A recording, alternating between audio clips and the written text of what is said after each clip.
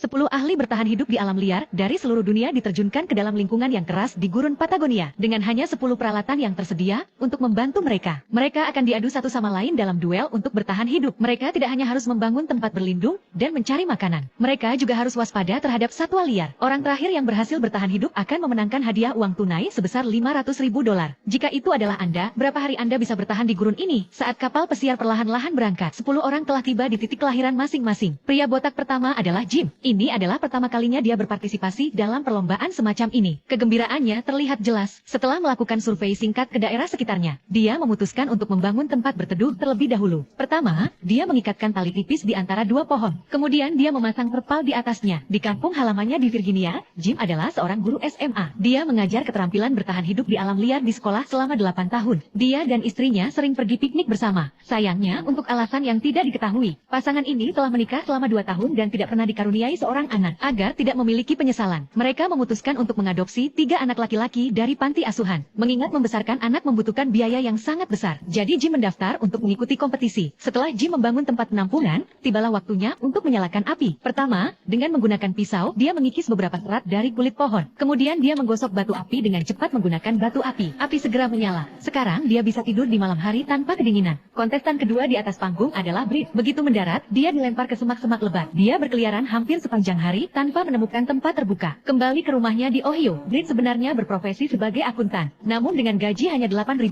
per bulan, dia tidak mampu membiayai kebutuhan keluarganya. Britt memiliki kulit coklat sawo matang. Namun ia juga memiliki seorang anak laki-laki seputih salju. Sejak kelahiran anak ini, Britt menaruh semua harapannya pada anaknya. Dengan uang sebesar $500.000, dia akan membesarkannya menjadi pria yang seharusnya. Mengenai apakah dia anaknya sendiri atau bukan, saya yakin dia akan menjawab ya. Britt telah mengembara di perbukitan selama setengah jam. Dia akhirnya menemukan tempat yang bagus untuk mendirikan kemah. Tidak hanya ada gambut yang lembut di tanah dan pemandangan laut yang indah, tapi ketika dia mendongak ke atas, Britt menyadari bahwa ranting-ranting pohon yang mati di atasnya sangat berbahaya. Akan sangat buruk jika tidur di atasnya di tengah malam. Akan lebih baik mencari tempat lain yang lebih aman. Dia memutuskan untuk mencari tempat lain. Kemudian tumpukan besar tulang-tulang putih muncul di tanah. Hal ini membuat Britt takut. Dia tahu ada puma di sekitarnya, dan jika dia menemukan satu, jika dia menyentuhnya, itu akan sama dengan tulang belulang di tanah. Kamu tidak bisa mempertaruhkan nyawamu. Saatnya keluar dari